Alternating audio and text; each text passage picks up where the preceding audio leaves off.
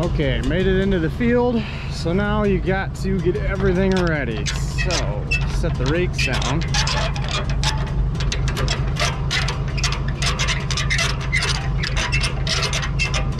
I'm all mechanical around here. No electronics on any of this stuff. This stuff just works, and it will always just work.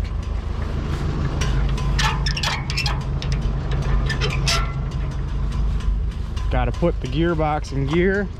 So take this high-dollar bungee strap back here. If I can do this one-handed, it's kind of tricky.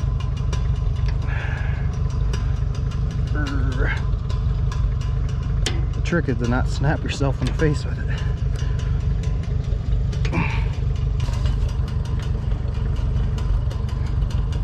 Okay, that gearbox is in gear.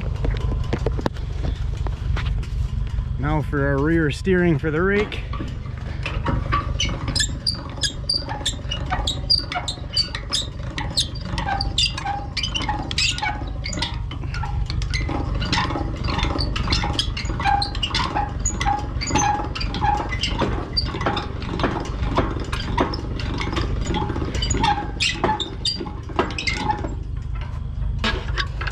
Set this rake down.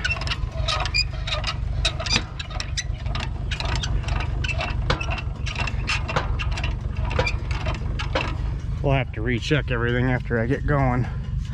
The lowest point, I always like it just like everything else, right on top of my boot.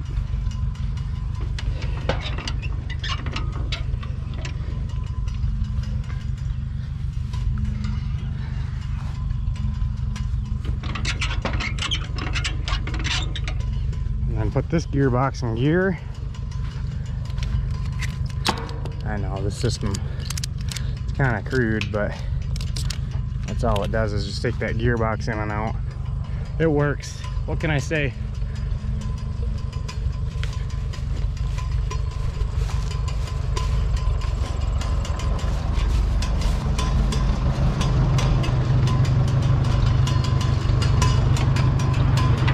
Alright, let's just creep into it and see how our settings are.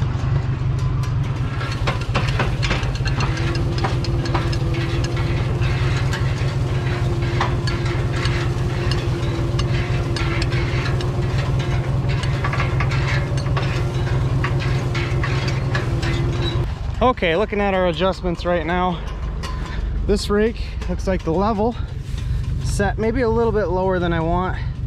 So I'm gonna raise this one just a little bit. Gotta do both sides evenly. Okay, it's a little bit better, that's pretty good. So this one's missing the windrow completely. I'm not trying to make two separate, I'm trying to make one. So this one needs to catch the tail end of this one. So we're going to bring the axle in a little bit more. That's probably pretty good. Let's see.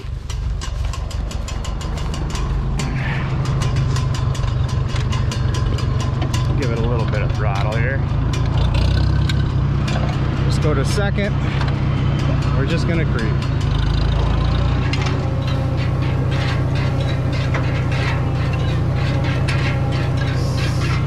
Too far out. Before I made some adjustments on this was only like a swath and a half. Now I'm getting a full swath and then some.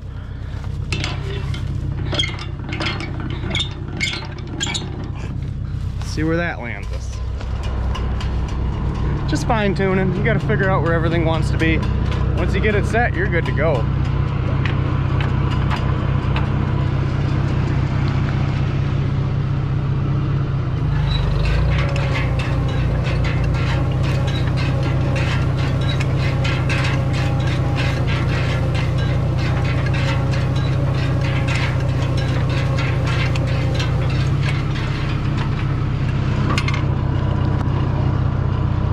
Pretty good to me.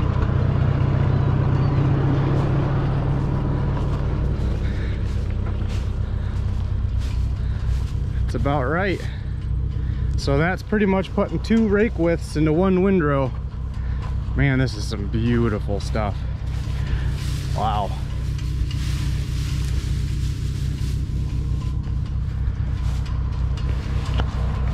All right, let's have at it. We're gonna go for fourth. Good throttle. Let's go.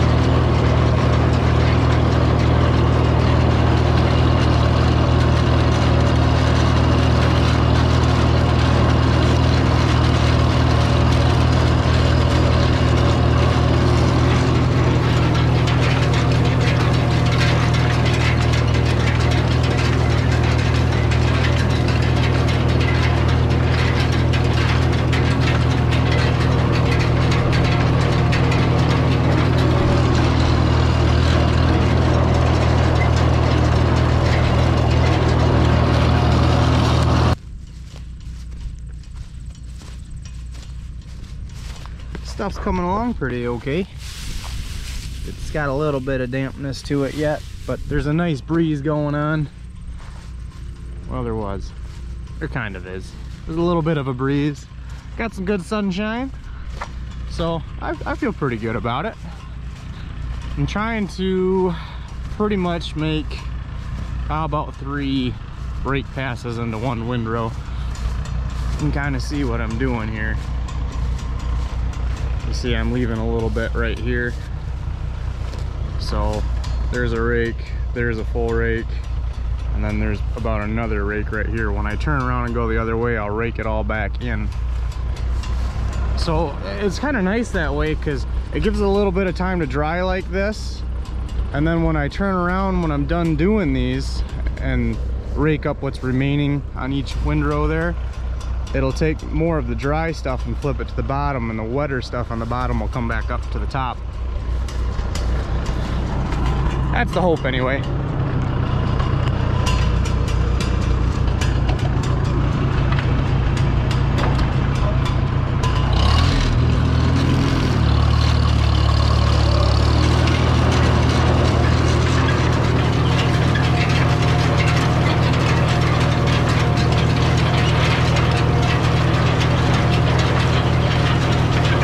Finished doing all the windrows, and then you see the little bit there that needs to be raked back over. I'm gonna go through and do that now. I could rake these windrows a lot bigger than they are, but I don't, because this time of year you just don't get a lot of heat. The sun's out, but it's not super warm, and my breeze is kind of slowed down a little bit. So if you make too big of a windrow, it doesn't dry down. Because, you know, we're right here in October now, so I try to keep them smaller so they'll dry a little better.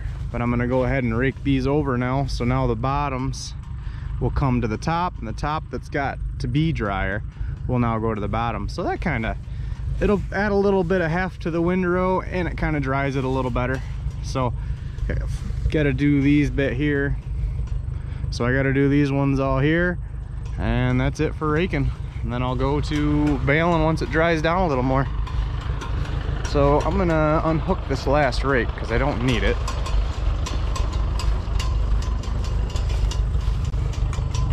I'm only doing one pass at a time. It essentially makes 3 windrows into one. Here we go.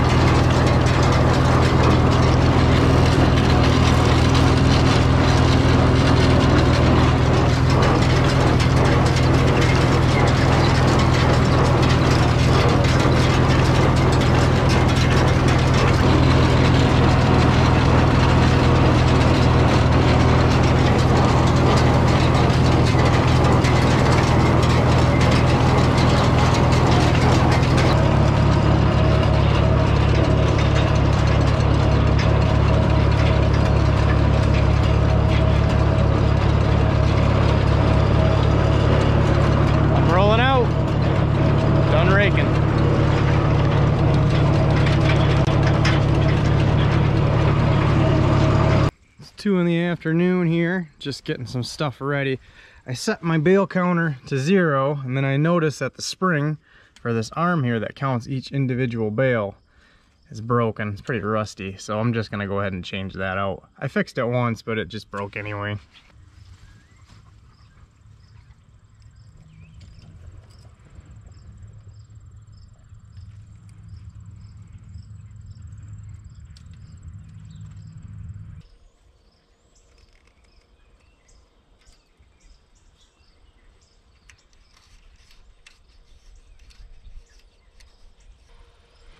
Well, that should work. Just have to subtract 1 bale when I'm done.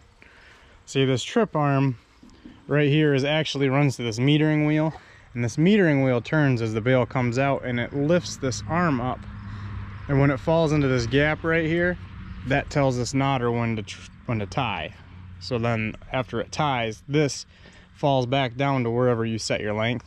You adjust your length with this. If you move it up, you make a longer bale. If you move it down, you make a shorter bale. And sometimes if something happens and this for some reason falls down, I had it happen one time and I was making a bunch of bales like this big. So kind of got to make sure that's good and tight and check it every so often. So that's good to go.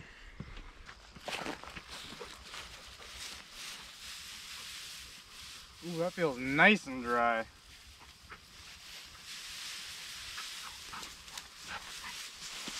So I grab a chunk like that, and I just maybe twist it just a little bit, and then it snapped. So that tells me she's ready.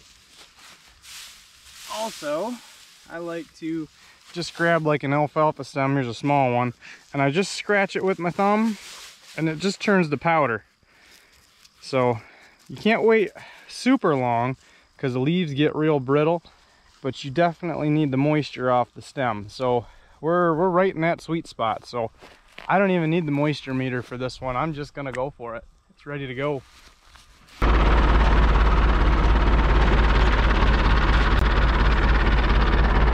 All right, we're in the field. Got to get it ready for field mode. So step 1, get out the New Holland Baler Field Ready Mode block. Don't lose it. It's like 85 bucks. So there's your block. We'll set that down last.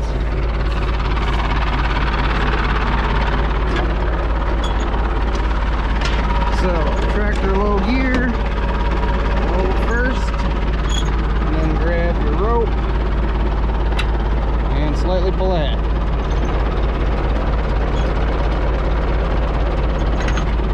Okay, locked in. Back up.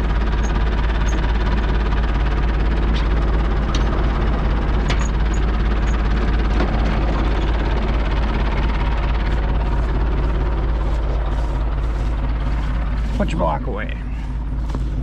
If you don't do that right away, you'll lose it. Next time, you'll never know where it is. So then you lift up on this, take the key out, and set down the pickup head, and you're ready to go to work.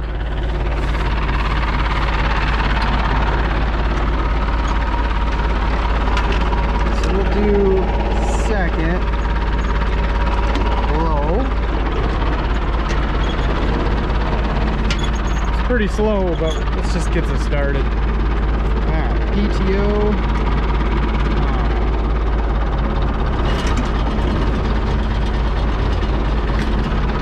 Now wind her up.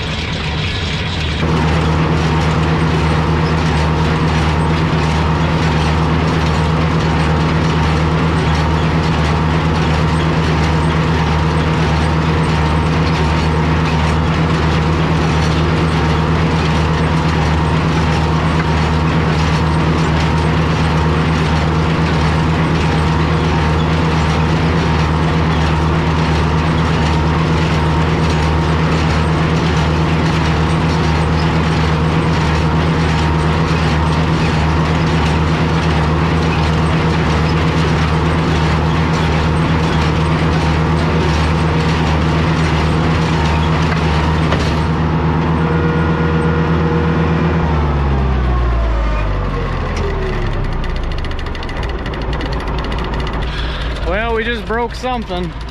Flywheel's just a freewheeling. There's a shear pin in that. You can just kind of see it right there. And it's designed to, if something bad happens, rather than explode the gearbox on the baler, that bolt's designed to break. That's not the cause of it, that's the reaction of it.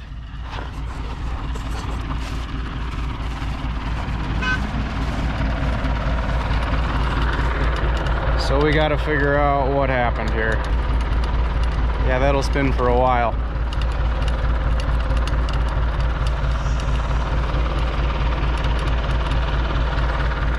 All right, so what happened? Let's take a look at the knotters.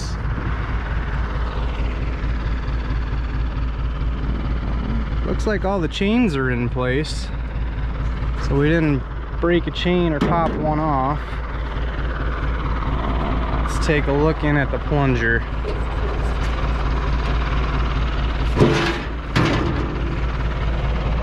Okay. Well, this right here, this is the plunger brake, and that is attached to these needles back here. Okay, so when these needles are up, that plunger brake should be out. What happens is there's a okay, I'm gonna try and explain this. There's a plunger in here that runs back and forth that shoves bales into this chute, and it forms the bale. Now when these are up, you don't want that plunger to come back and hit these needles. So there's a needle brake in here, and this needle brake, which is this triangular piece down here, is designed to, if for some reason this plunger is coming back, this is the plunger right here, if this plunger is coming back, it can't hit the needles when they're up, so this plunger breaks out. But if you notice, the needles are down, they're not up in this chamber. They'll go up into here and they carry the twine up to the knotters, but they're not up. So something is disconnected between this needle brake and the needles. So let's take a look. Everything's so dusty and dirty. Ah, right there. Look at this. Disconnected. It's like the pin fell out of it. So let's see what I got on hand for that.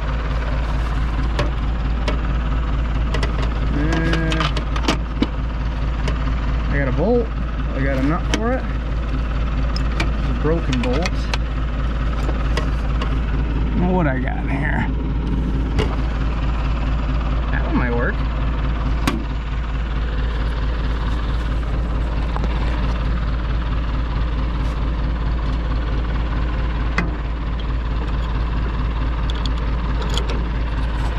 Kind of do that one-handed.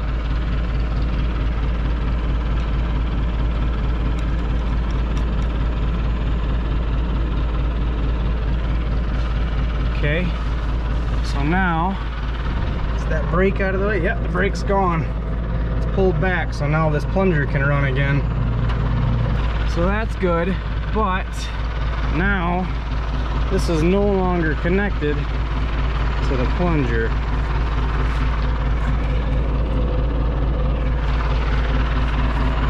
So here's the other half of the broken bolt. See? There's your shear pin. You never want to put regular bolts in there, because if you did and it needed to shear but it couldn't shear, I'd much rather buy like a 50-cent shear bolt than probably $1,000 or more. Yeah, it'd be more gearbox. So to redo this now, all you gotta do is line this hole with this hole down here.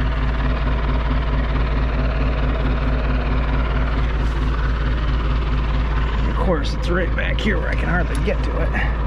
You just kind of shove the bolt through, just like that, and put the nut on. Hopefully I got some tools on hand here.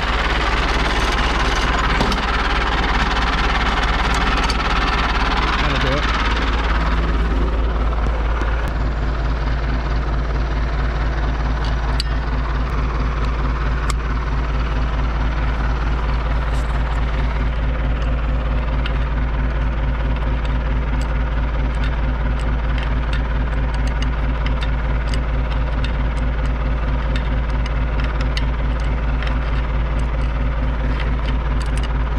Sometimes that happens, all kinds of stupid stuff.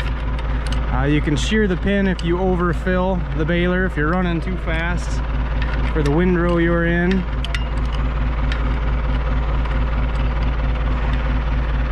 Chains can pop off the knotter.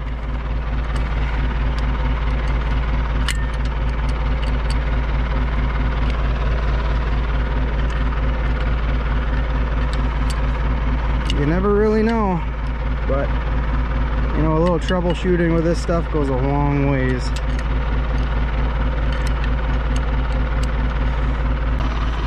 You know, it's funny,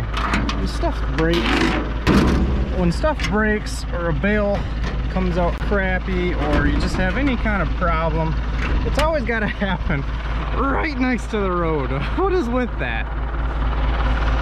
That way everybody can see your despair.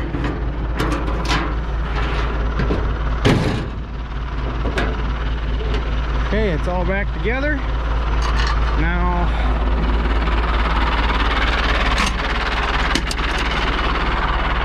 Now that I plugged up, this feeder's full of hay. It probably would start and run okay, but it's just a good idea just to clean it out, just so it doesn't have to start with a heavy load on it. This one's not real jammed up, but sometimes you can really plug these things up. There we go. Let's give her a go.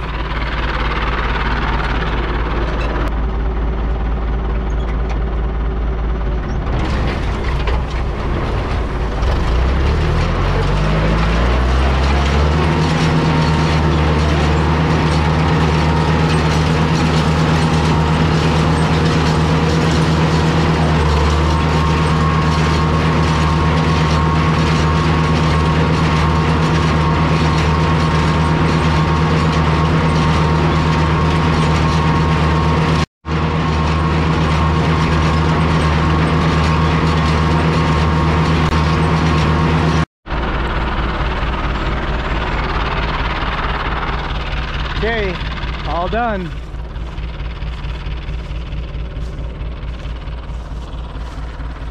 Might not look like much, because I said it ain't gonna be much. That's fourth cutting. Happy I got anything. It's funny though, I'm like one bale away from having a full chamber here, so if I could somehow manage to get that bale out of there, and I it's a super heavy spring load here. This sets your bale tension.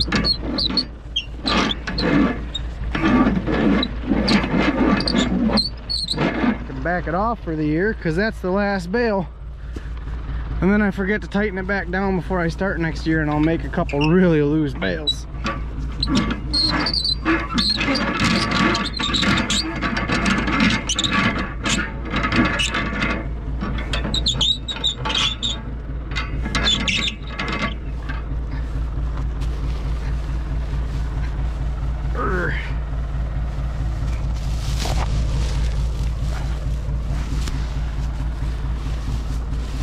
There, that'll finish that off. Let's go see how many we made.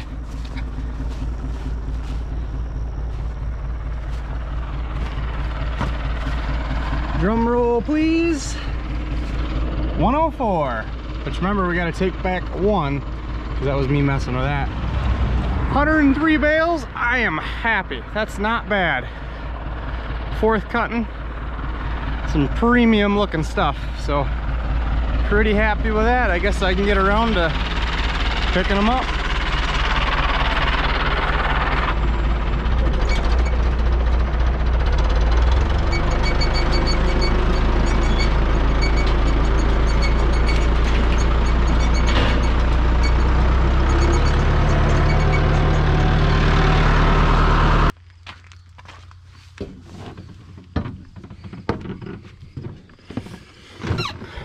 Hello, tractor.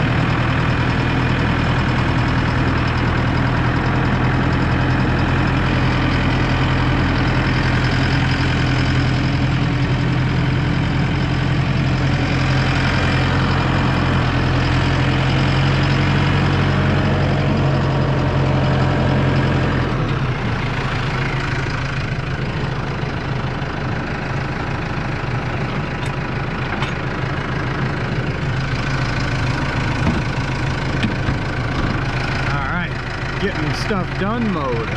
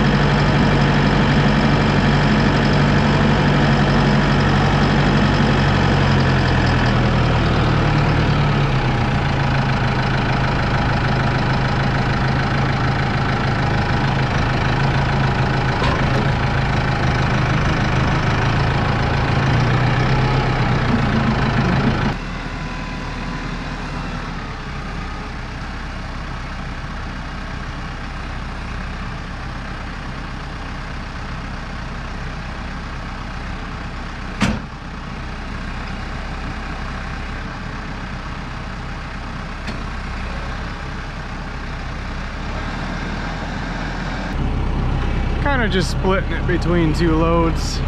There's not a lot out here, and I can put more on the trailer, but there's enough out here to do maybe, I don't know, a half a trailer, so I'll split it up.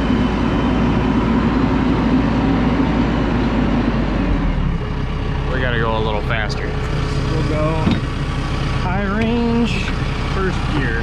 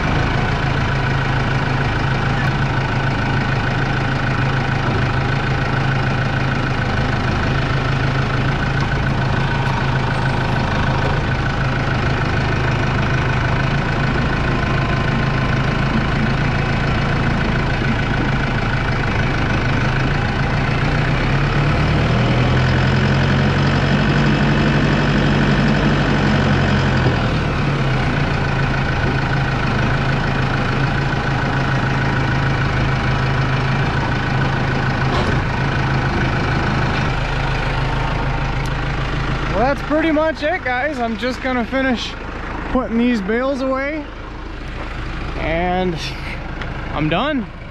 It's been a pretty good hay season this year. I've been super happy with it. So other than not really having a second cutting, I got a lot of hay, so I did okay. Thanks for watching, guys. Hope maybe you learned something. If nothing else, maybe it was just entertaining.